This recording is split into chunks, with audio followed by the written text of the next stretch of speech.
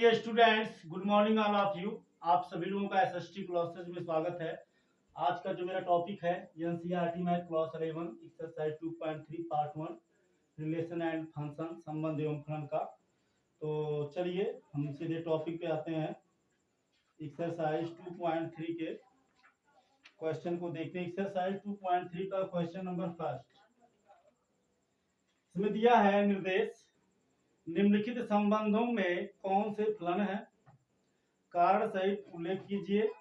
यदि एक संबंध एक फलन है तो उसका परिसर निर्धारित कीजिए। तो पहला दिया है क्वेश्चन नंबर फर्स्ट का पहला जो क्वेश्चन दिया है 2,1, फिर इसके बाद में 5,1, फिर इसके बाद में दिया है 8,1, फिर इसके बाद में दिया है 11,1, फिर इसके बाद में दिया है 14,1, इसके बाद में दिया है 17,1। अब हमें ये बताना है, ये क्वेश्चन नंबर पहला, पहले इसी को हम देख लेते हैं फिर दूसरे तीसरे को देखेंगे। हमें बताना ये जो रिलेशन दिया गया है इसको आप यहीं सीधे लिख लीजिए, मान लीजिए माना आर बराबर, ठीक है ना। ये जो रिलेशन है 2,1 से, 5,1 से, 8,1 से, 11,1 से, 14,1 से, 17,1 से। अब आपको बताना है कि ये फलन है या नहीं है, ठीक है ना। तो इसके लिए देखिए होता क्या है, यक्स का एक मान y के किन्हीं दो मानों से संयुक्त नहीं होगा। अगर यक्स का कोई, जैसे हम जानते हैं कि जो हमारा पहला मान होता है वो यक्स का होता है, बाद वाला y का, ठीक है ना, ये तो आप जान ही गए हैं। तो यक्स का कोई एक मान y के दो मान से संयुक्त नहीं हो सकता, और यदि ऐसा है तो फलन नहीं होगा। हाँ, अगर यक्स का अलग अलग मान y के किसी एक मान से संयुक्त होता है तो वो आपका फलन होगा, ठीक है। तो चलिए, जैसे पहले दिया है 2 दिया है, फिर 5 दिया है, फिर 8 दिया है, फिर 11 दिया है, फिर 14 दिया है, फिर 17 दिया है। 2 भी है 1 से, 5 भी है 1 से, 8 भी है 1 से, 11 भी है 1 से, 14 भी 1 से। देखो 2 भी संयुक्त है 1 से, 5 भी, 8 भी, 11 भी, 14 भी और 17 भी, ठीक है ना। अब ये आप देख सकते हैं यक्स का अलग अलग मान y के एक ही मान से संयुक्त है, तो ये हमारा फलन है। यक्स का अलग अलग मान, ठीक है ना, या अलग अलग अवयव या अलग अलग घटक, ठीक है, y के एक से संयुक्त होगा तो फलन होगा, या अलग अलग मान अलग अलग से संयुक्त होगा तभी फलन होगा। लेकिन यक्स का एक मान y के किन्हीं दो मान से संयुक्त है तो फलन नहीं होगा। तो यहां लिखिए, चूंकि दिए गए संबंध में या क्रमित युग्म में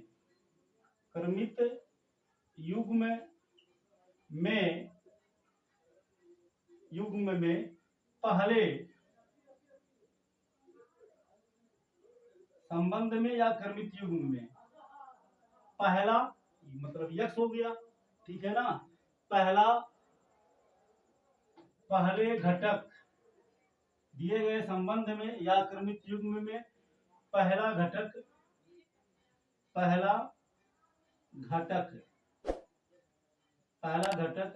समान नहीं है, ठीक है ना। कहने का मतलब जो यक्स से संयुक्त हो रहा है पहला घटक, जैसे 2, 5, 8, 11, 14, 17, ये समान नहीं है, अलग अलग है, ठीक है ना, समान नहीं है, इसलिए यह फलन है, ठीक है ना। अब हमें इसका क्या निकालना है, इसका हम मतलब डोमेन निकाल देते हैं। डोमेन का मतलब क्या प्रांत होगा, तो प्रांत का मतलब यक्स का मान, तो 2 हो गया, 5 हो गया, 8 हो गया, 11 हो गया, 14 हो गया और 7 हो गया, 17 हो गया, ठीक है, ये हो गया प्रांत। अब इसका परिसर भी निकाल देते हैं, तो जो परिसर होगा वो परिसर क्या होगा, 1 होगा। तो ये हो गया हमारा पहले का आंसर। दूसरे को देख लेते हैं। दूसरा में क्या दिया हुआ, दूसरा में दिया है, पहले का जो दूसरा है आर बराबर क्या दिया हुआ है, यहां लिख लीजिए, माना आर बराबर, ये चूंकि जो दिया गया है ये रिलेशन ही है। आर बराबर क्या दिया हुआ है 2,1, 4, 2, 3, 6, सॉरी 6, 3, 8, 8, 4, फिर 10, 5, फिर क्या दिया हुआ है 12, 6, फिर क्या है 14, 7। ठीक है ना।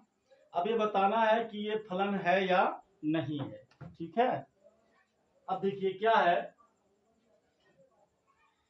यहाँ पहले हम देखेंगे कि x का घटक y के किन्हीं दो घटकों से तो सम्मिलित नहीं है। अगर ऐसा होगा तो फलन नहीं होगा, और अगर अलग अलग से होगा या x का अलग अलग मान y के किसी एक मान से होगा तो फलन होगा। तो पहला हमारा 2 है, फिर क्या है 4 है, फिर क्या है 6 है, फिर क्या है 8 है, फिर क्या है 10 है, फिर क्या है 12 है, फिर क्या है 14 है। 2 संयुक्त हुआ है 1 से, ठीक है 1 2, ठीक। 4 संयुक्त हुआ है किससे 2 से। 6 संयुक्त हुआ है 3 से। 8 जो है वो किससे है 4 से है। 10 किससे है 5 से है। 12 किससे है 6 से है। 14 किससे है 7 से है। तो अब आप देख सकते हैं यक्स मतलब यक्स, ये यक्स है ये वाई है। यक्स का अलग अलग घटक अलग अलग अलग अलग घटक से संयुक्त हो रहा है या से संबंध बना रहा है, तो ये हमारा फलन है। ठीक है ना, ये हमारा फलन है। तो यहां लिखिए चूंकि चूंकि दिए गए संबंध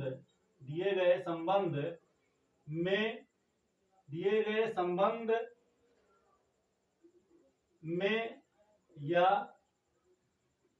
क्रमित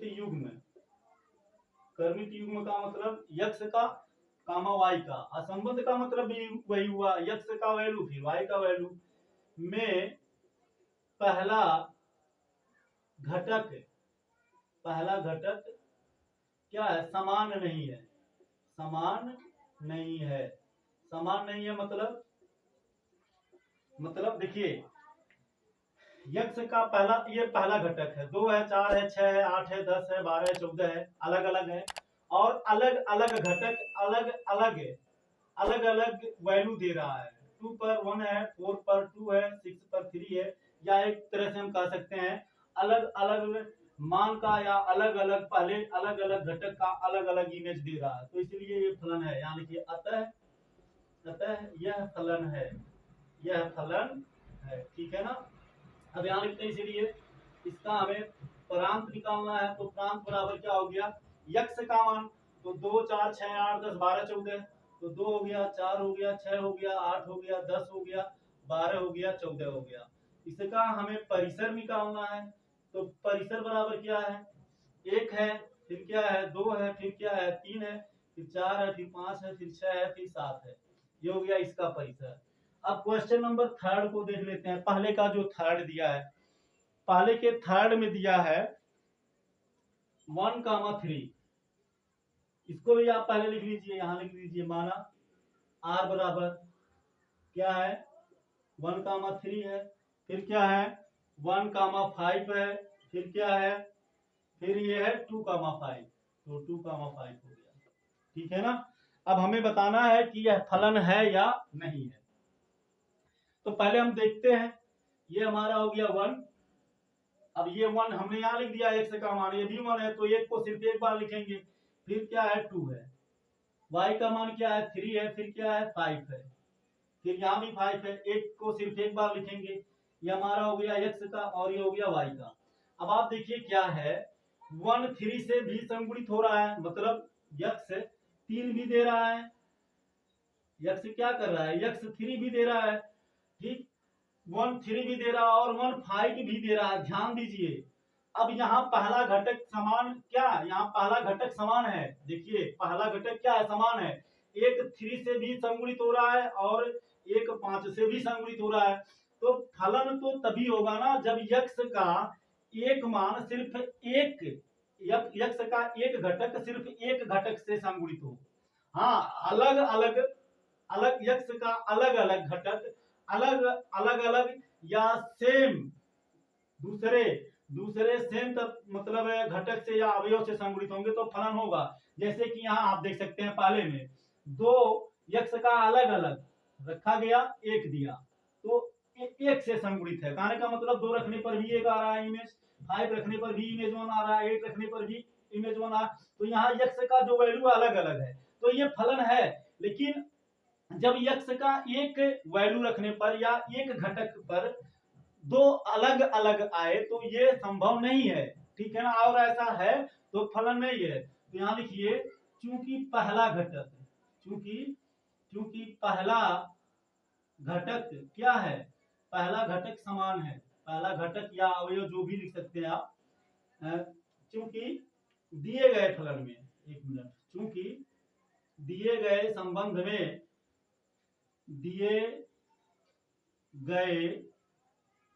गए संबंध में या क्रमित युग्म में, या क्रमित युग्म में पहला घटक देखिए पहला घटक, ठीक है ना।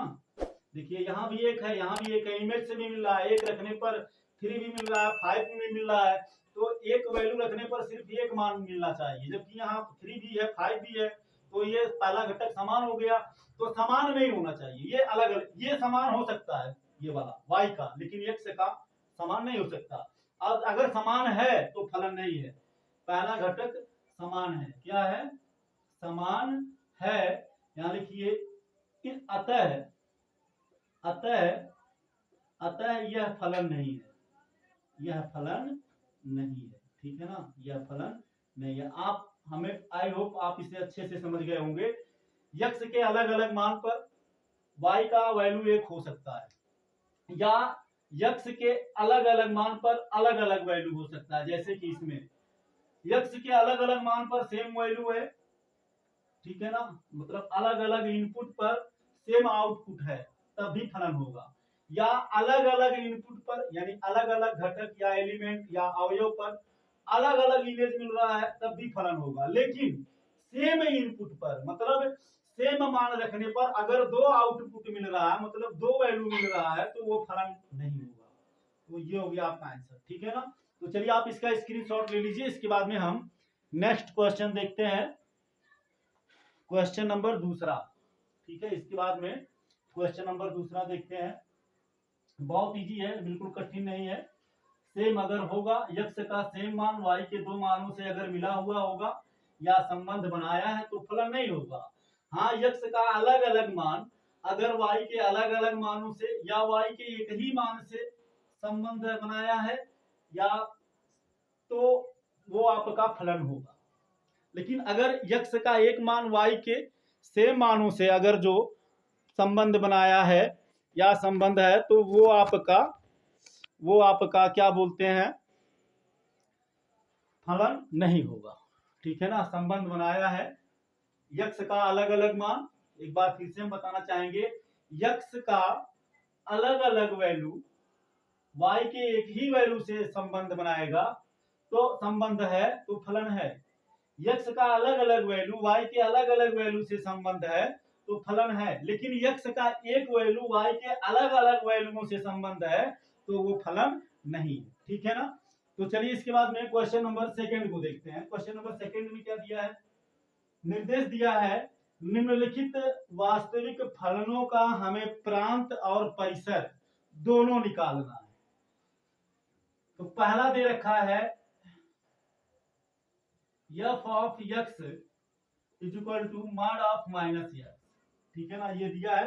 अब हमें बताना है कि ये फलन, इसका हमें इसका प्रांत भी निकालना है और परिसर भी निकालना है। तो चलो कोई बात नहीं है, आप यहाँ मान लीजिए f ऑफ x बराबर y, ठीक है ना, कि f ऑफ x जो होता है ये y के बराबर होता है। x का वैल्यू रखेंगे, f ऑफ x का वैल्यू अर्थात y का वैल्यू निकल जाएगा।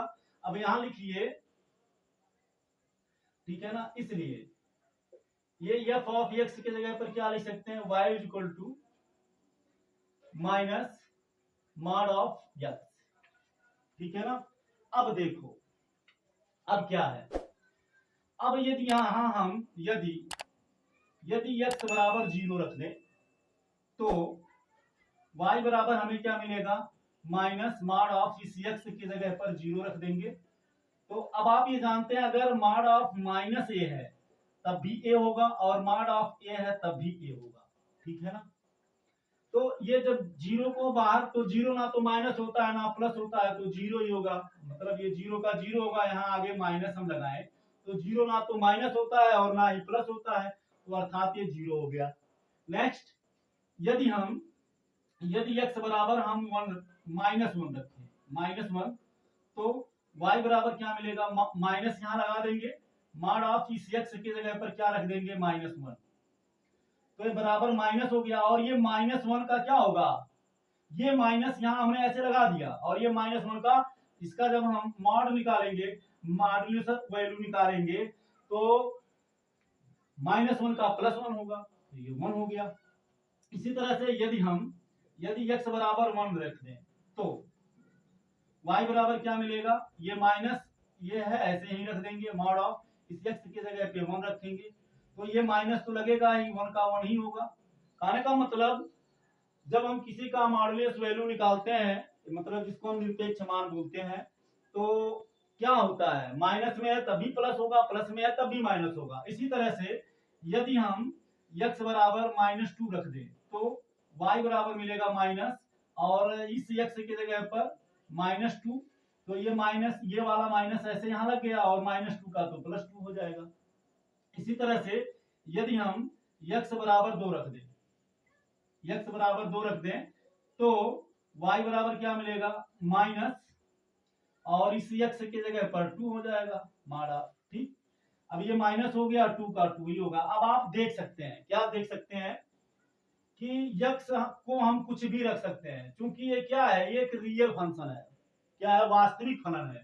तो जब वास्तविक फलन है तो वास्तविक फलन में क्या हमारा मतलब माइनस भी आता है, प्लस भी आता है, 8 नंबर, इवन नंबर, कहने का मतलब है जितने भी हैं अभाज्य संख्याएं, भाज्य संख्याएं, ये सब परिमेय संख्या, अपरिमेय संख्या, ये सब रियल नंबर में आती हैं, ये आप जानते ही हैं।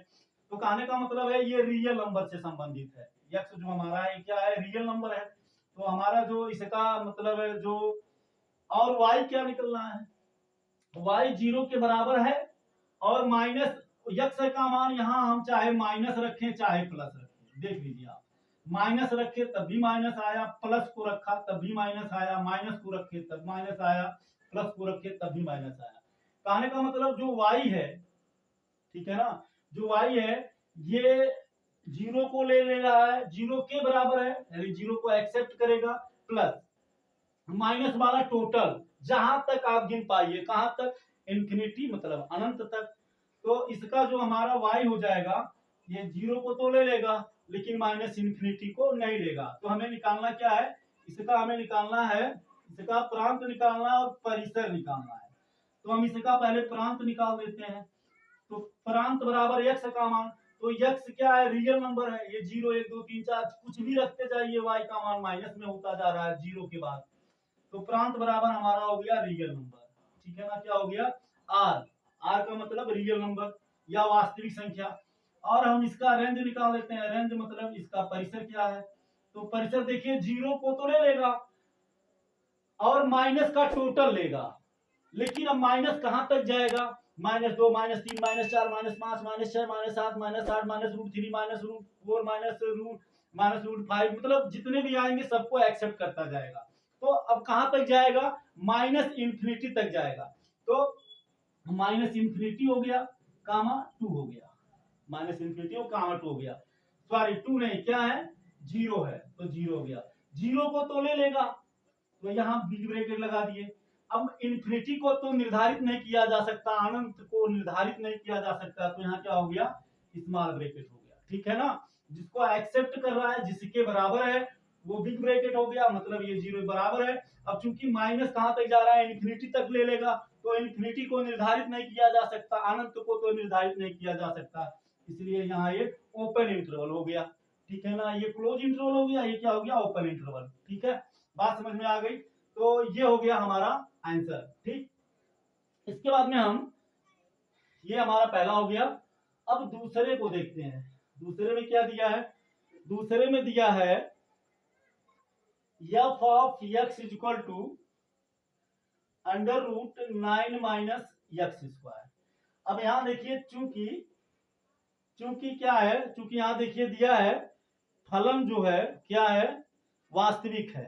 चूंकि फलन क्या है, चूंकि फलन वास्तविक है, चूंकि फलन वास्तविक है, तो जब फलन वास्तविक होगा तो इसका मान क्या होगा, 0 से या तो बड़ा होगा या तो बराबर होगा। बात समझ में आ रही है? कहने का मतलब रियल होना चाहिए, वास्तविक संख्या होनी चाहिए। ऐसे मान लो अभी एक्स की जगह पे 4 रख दिया जाए, तो 4 का स्क्वायर 9 माइनस 4, तो 9 का हो जाएगा कि 9 माइनस 4 का 16। अब 16 से 4 जाएगा तो कितना बचेगा, -7। ये इमेजिनरी हो गया ना, काल्पनिक हो गया। तो जब रियल तो तभी होगा ना जब 0 के से बड़ा हो या 0 के बराबर हो। तो इसलिए एफ ऑफ एक्स जो हमारा होगा या तो 0 से बड़ा होगा या 0 के क्या होगा, बराबर होगा, तभी ये रियल फंक्शन हो सकता है। ठीक है ना? अब यहाँ मान लीजिए माना एफ ऑफ एक्स बराबर वाई मान लेते हैं। ठीक है ना?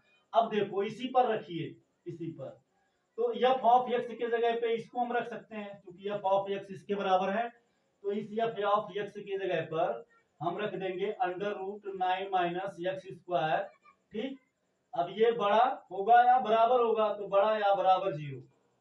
अब अगर दोनों पक्षों का हम स्क्वायर कर दे तो क्या होगा, एक करड़ी गायब हो जाएगी, ये अंडर रूट गायब हो जाएगा, तो हमें मिल जाएगा 9 माइनस एक्स स्क्वायर बड़ा होगा या बराबर होगा 0 के।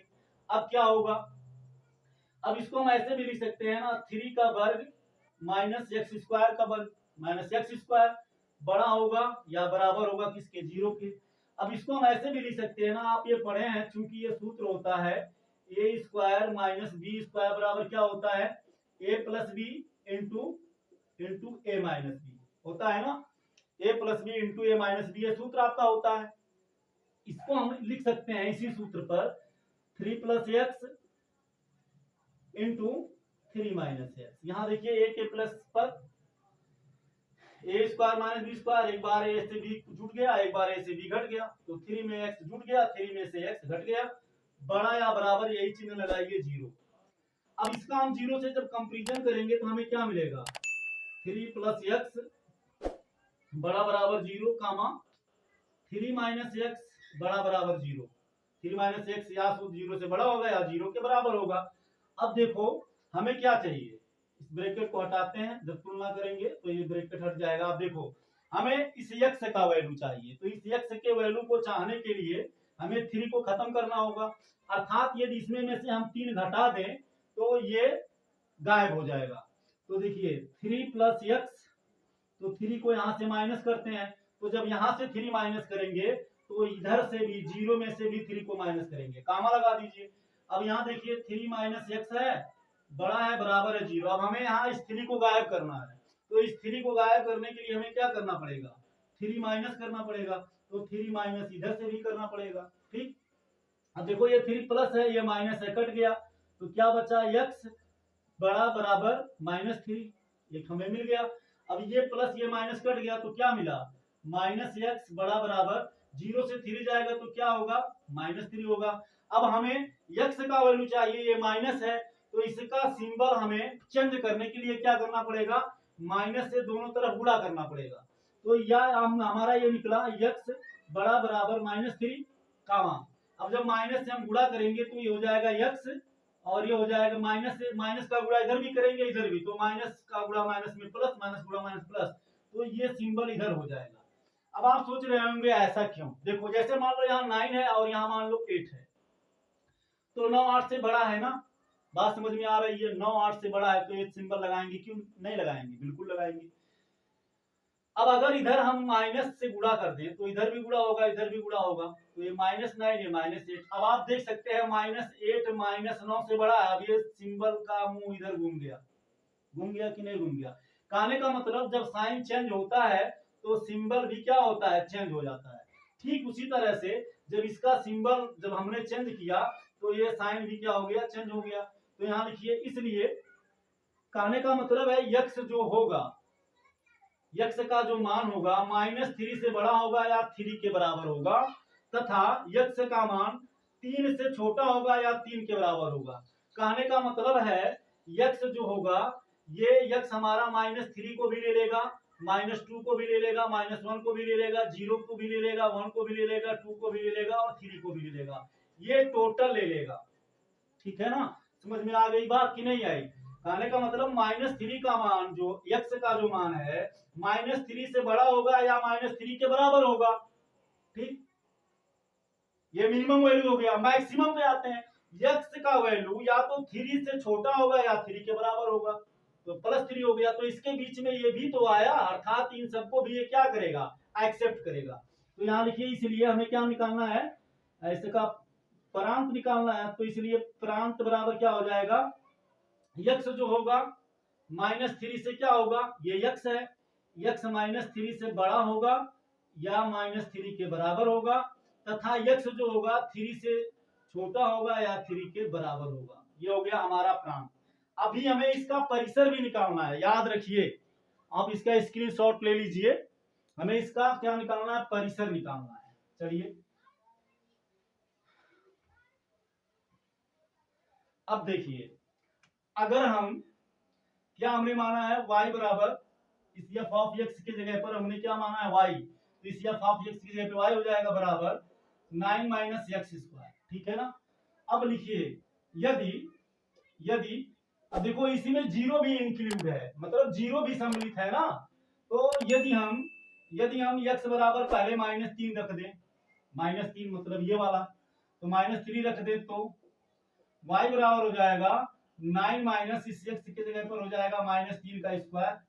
तो ये बराबर हो जाएगा, हमें मिलेगा 9 - -3 का स्क्वायर प्लस 9 होगा, तो ये बराबर हो गया 0 और 0 का स्क्वायर रूट हो गया 0। इसी तरह से यदि हम अब यदि x बराबर हम क्या रख दें, इसके बीच में 0 भी तो है, तो 0 रख देते हैं। 0 रख दें तो y बराबर क्या मिलेगा, 9 - इस x के जगह पर क्या हो जाएगा 0 का स्क्वायर, तो 9 - 0 का स्क्वायर 0 होगा। और जब या y बराबर मिलेगा 9 से 0 जाएगा 9, 9 का स्क्वायर रूट 3।